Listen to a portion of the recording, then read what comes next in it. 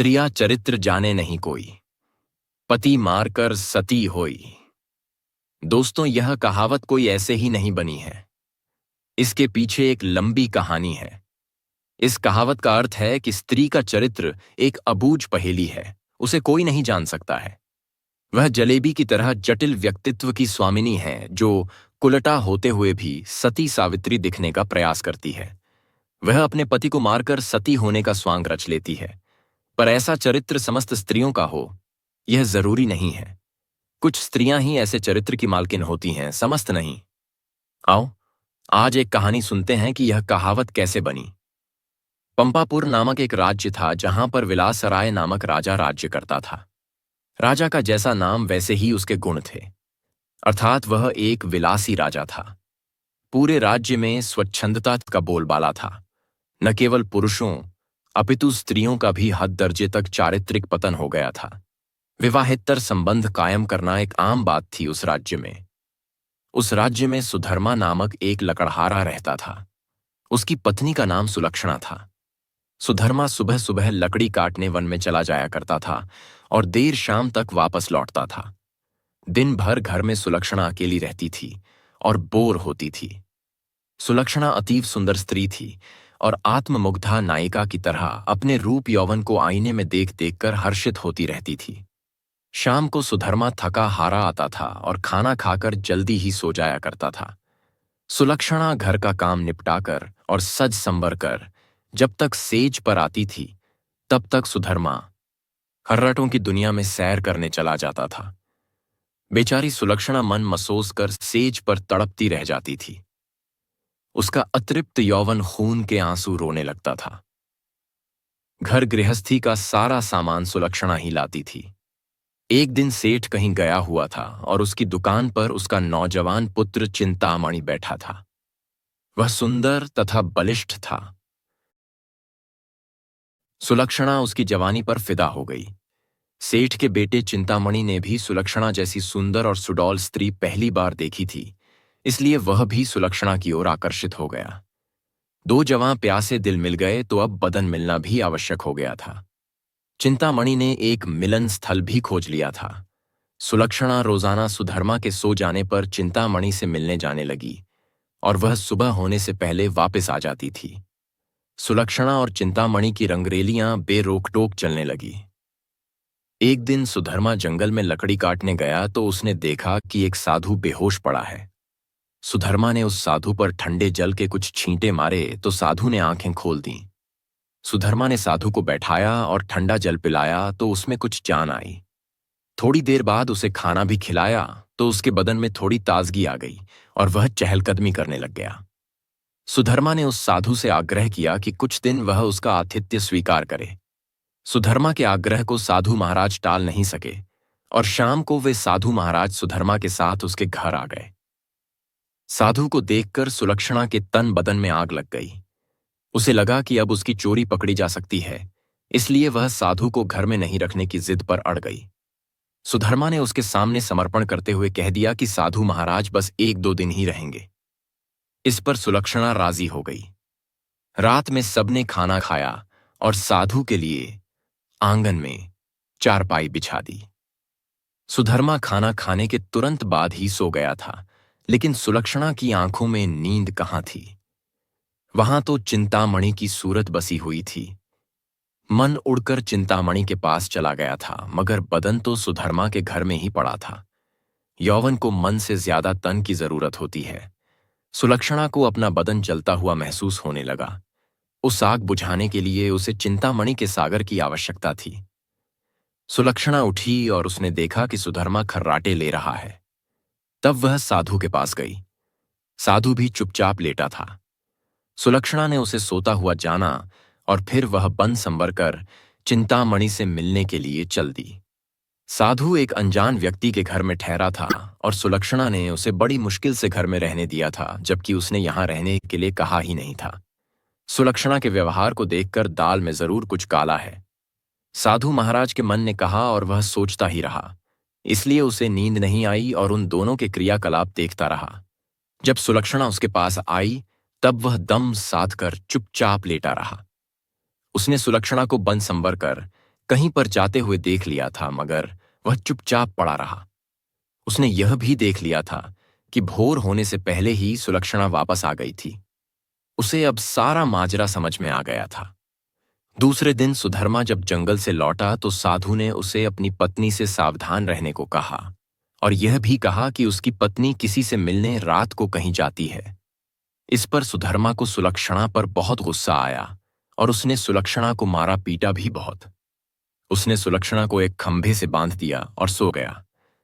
सुधर्मा के मकान के पड़ोस में हरिराम नाई रहता था, जिसकी पत्नी का नाम सुशीला था। सुलक्षणा की तरह सुशीला भी एक चरित्रहीन स्त्री थी। उसका भी एक अय्यार था। चूंकि दोनों एक ही नाव पर सवार थीं, इसलिए दोनों घनिष्ठ सहेली बन गई थीं। दोनों सहेलियां एक दूसरे के संदेश लाने ले जाने का काम भी करती थीं, इसलिए दोनों स्त्रियां एक दूसरे के प्रेमियों से भलीभांति परिचित थीं। उस रात जब काफी देर तक सुलक्षणा नहीं आई तो चिंतामणि को चिंता होने लगी। वह भागा भागा सुशीला के पास आया और सुलक्षणा को बुला लाने के लिए सुशीला से कहने लगा। सुशीला सुलक्षणा के घर गई तो उसे खंभे से बंधा पाया। तब सुलक्षणा ने सारी कहानी बता दी। सुशीला ने चिंतामणि का संदेश सुलक्षणा को दिया तो सुलक्षणा ने अपने बंधे होने की मजबूरी बता दी। इस पर सुशीला ने कहा, ऐसा कर, मैं तेरे बंधन खोल देती हूं। तू चिंतामणि से मिल आ, तब तक मैं यहां बंधी रहूंगी।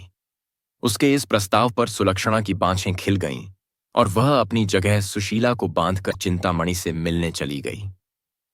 साधु महाराज यह सब खटराक देख सुन रहे थे, मगर वे चुपचाप खाट में दम साधे पड़े रहे। रात में जब सुधर्मा की नींद खुली तो उसे सुलक्षणा पर थोड़ी दया आई और उसने सोचा कि उसने कुछ ज्यादा कठोर रूप धर लिया है। अब सुलक्षणा को खोल देना चाहिए। लेकिन मन ने कहा, अगर वह फिर से अपने प्रेमी से मिलने चली गई तो अब इस सवाल का कोई जवाब नहीं था उसके पास। उसने सोचा कि इस बार यदि सुलक्षणा वचन दे दे कि वह अपने प्रेमी से मिलने नहीं जाएगी, तब वह उसे खोल सकता है।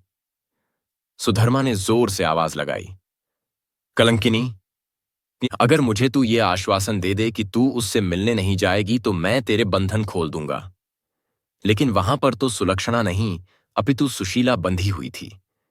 सुशीला ने सोचा कि यदि वह कुछ भी बोलेगी तो उसकी आवाज से सुधर्मा को पता चल जाएगा कि वह सुलक्षणा नहीं कोई और है, तो फिर सारा भांडा ही फूट जाएगा। इसलिए वह कुछ नहीं बोली और चुप रही। उसके इस तरह चुप रहने पर सुधर्मा को गुस्सा आ गया और उसने गुस्से में आकर कुल्हाड़ी फेंक कर दे मारी। कुल्हाड़ी सीधी सुशीला की नाक पर जाकर लगी और उसकी नाक कट गई। वह अंदर ही अंदर सारा दर्द सहन कर गई, मगर उसने एक भी कराह नहीं निकलने दी। कुल्हाड़ी फेंक कर मारने से सुधर्मा का गुस्सा थोड़ा ठंडा हो गया और वह सो गया। उधर सुलक्षणा आज जल्दी ही वापस आ गई और जल्दी जल्दी सुशीला के बंधन खोल डाले। तब सुशीला ने अपनी कटी हुई नाक दिखाई और सारा वाकया सुना डाला। सुलक्षणा यह देखकर और सुनकर कांप उठी, मगर अब क्या हो सकता है। सुशीला अपने घर को चली गई और सुलक्षणा फिर से उसी खंभे से बंधी खड़ी हो गई। साधु बाबा चारपाई पर पड़े पड़े यह सारा त्रिया चरित्र देख रहे थे।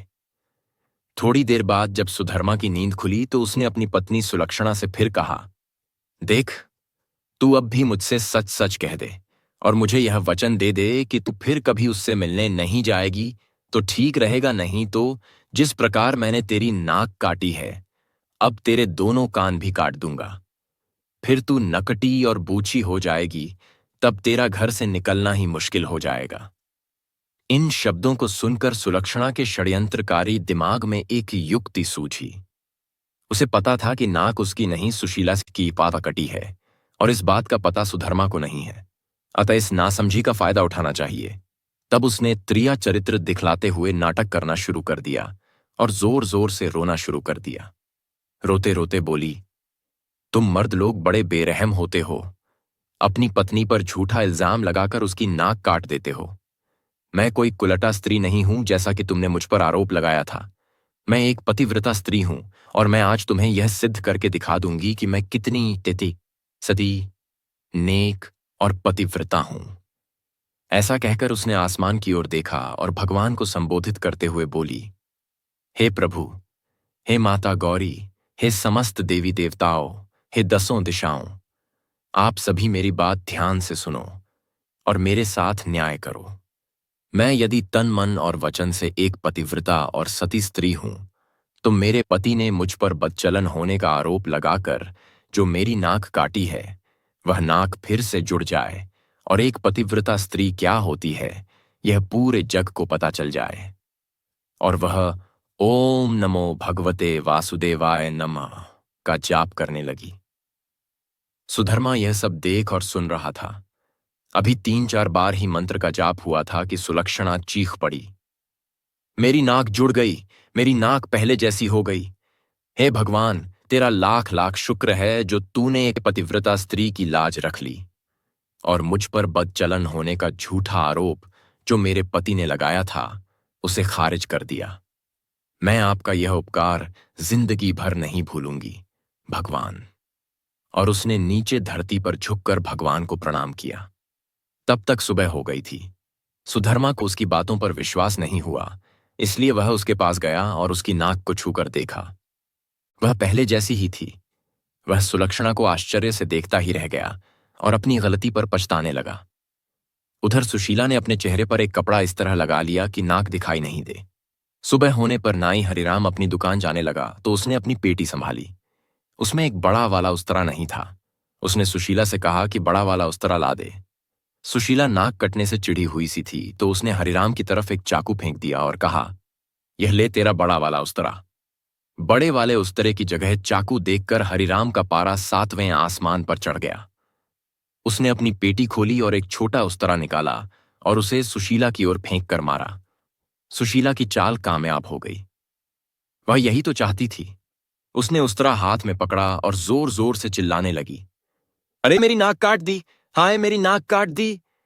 उसकी आवाज सुनकर अड़ोसी पड़ोसी आ गए और वहां भीड़ लग गई। लोगों ने देखा कि सुशीला की नाक कटी हुई है और उसके हाथ में एक छोटा उस्तरा है। सुशीला कहे जा रही थी कि उसके पति ने उसे बदचलन बताकर बेवजह ही उसकी नाक इस उस्तरे से काट दी है। लोगों ने सुशीला की बात सही मान ली और हरिराम नाई की खूब धुनाई कर दी। इतनी देर में राजा के सिपाही आ गए और हरिराम नाई को पकड़कर ले गए। राजा की अदालत में मुकदमा चला। सुशीला ने स्वयं को सती सावित्री पतिव्रता बताते हुए अपने पति पर आरोप लगाया कि उसने उसे बदचलन बताकर उसकी नाक उस उस्तरे से काट ली थी। उस्तरा भी था और सुशीला की नाक भी कटी हुई थी। एक पत्नी अपने पति पर मिथ्या आरोप क्यों लगाएगी? अतः राजा ने हरिराम नाई को दोषी मानते हुए उसे मृत्युदंड सुना दिया। इस मृत्युदंड की चर्चा पूरे राज्य में फैल गई। सुधर्मा के घर में ठहरे हुए साधु महाराज ने भी जब हरिराम नाई को मृत्युदंड की बात सुनी तब वह विचलित हो गया। उसे दोनों स्त्रियों के त्रिया चरित्र का संपूर्ण ज्ञान था, जिसकी चपेट में एक निर्दोष व्यक्ति हरिराम नाई आ रहा था और अपनी जान से हाथ धो रहा था। तब वह राजा के पास गया और संपूर्ण घटनाक्रम राजा को कह सुनाया। राजा ने सुधर्मा और सुलक्षणा को दरबार में बुलवाया और कड़क कर सारी बातें सच सच बताने के लिए कहा। तब सुलक्षणा और सुशीला ने सारी बातें सच सच बता दी और अपने स्वांग को भी बता दिया। अब मामला पूरी तरह से साफ हो चुका था। दोनों स्त्रियों का अपराध सामने आ गया था और हरिराम नाई निर्दोष सिद्ध हो गया था। इस षड्यंत्र के लिए दोनों कुलत्ताओं को भीषण दंड दिया जाना था, लेकिन स्त्री, बालक और साधु को मृत्युदंड नहीं दिया जा सकता है। इस शास्त्रीय विधान के अनुसार दोनों स्त्रियों के नाक कान काटकर उन्हें छोड़ दिया गया।